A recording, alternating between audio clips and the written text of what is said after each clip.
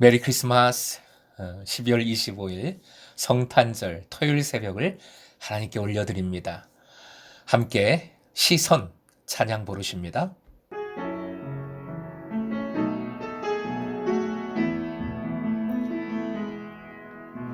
내게로부터 눈을 들어 주를 보기 시작할 때 주의 일을 보겠네. 내 작은 마음 돌이키사 하늘의 꿈 꾸게 하네. 주님을 볼 때 모든 시선을 주님께 드리고 살아계신 하나님을 느낄 때 내 삶은 주의 역사가 되고 하나님이 일하기 시작하네. 모든 시선을 주님께 드리고 살아계신 하나님을 느낄 때 내 삶은 주의 역사가 되고 하나님이 일하기 시작하네.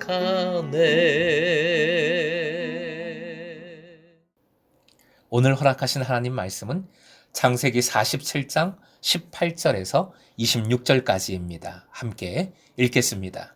그 해가 다 가고 새해가 되매 무리가 요셉에게 와서 그에게 말하되 우리가 주께 숨기지 아니하나이다. 우리의 돈이 다하였고 우리의 가축대가 주께로 돌아갔사오니 주께 낼 것이 아무것도 남지 아니하고 우리의 몸과 토지뿐이라. 우리가 어찌 우리의 토지와 함께 주의 목전에 죽으리이까? 우리 몸과 우리 토지를 먹을 것을 주고 사소서. 우리가 토지와 함께 바로의 종이 되리니 우리에게 종자를 주시면 우리가 살고 죽지 아니하면 토지도 황폐하게 되지 아니하리이다.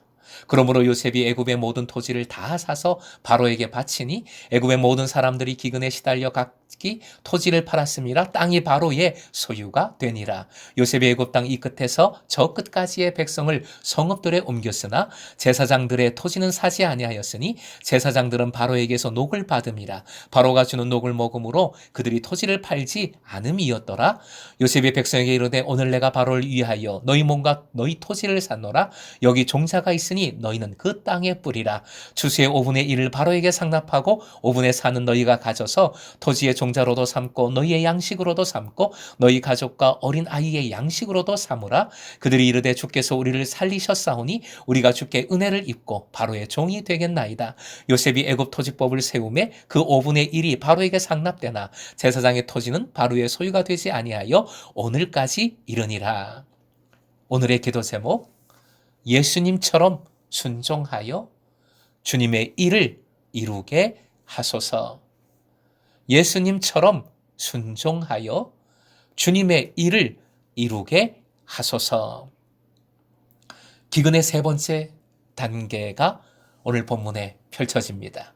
우리가 어찌 죽으리까? 라는 탄원이 또 반복되고 있습니다.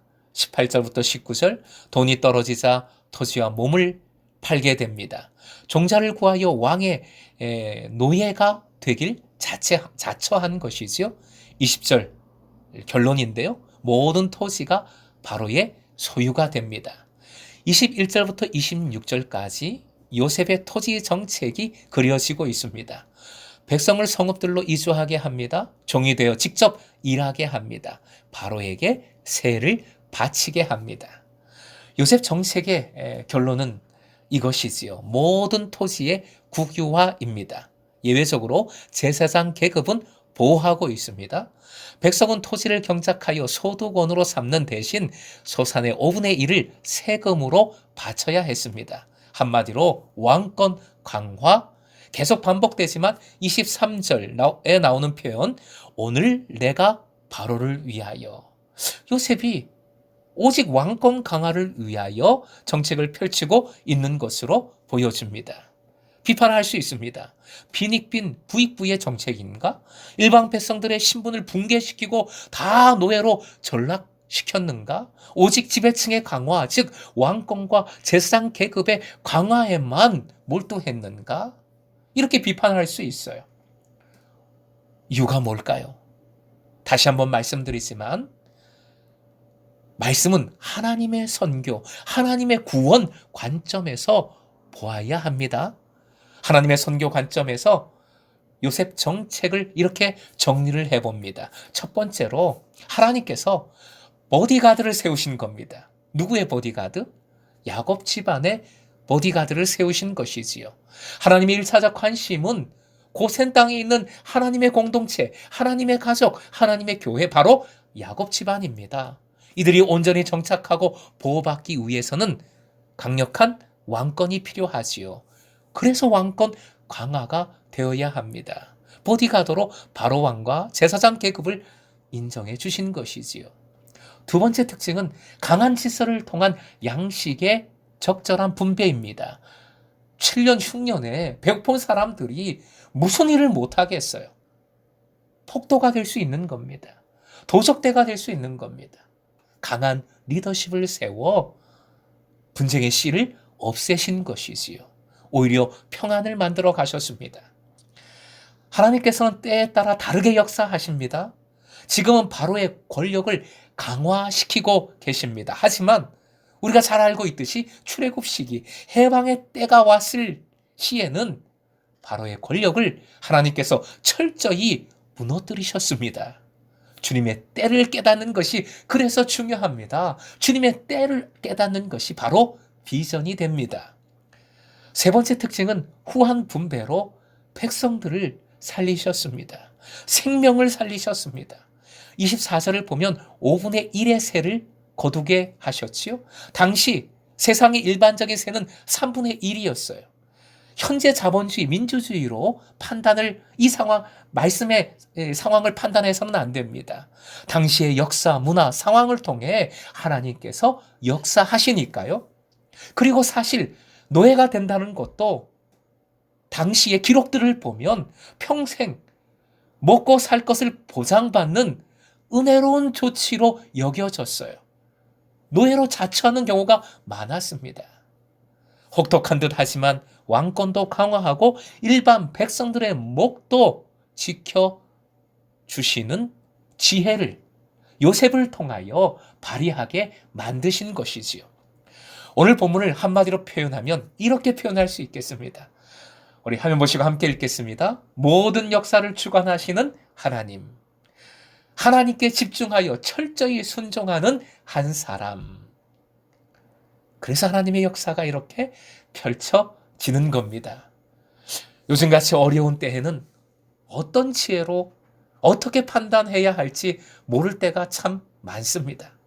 오직 하나님의 때와 하나님의 뜻을 헤아려야 하겠습니다. 어떻게요? 오늘 성탄절이지요. 이 땅에 오신 아기 예수님의 순수함을 바라봐야 하겠습니다.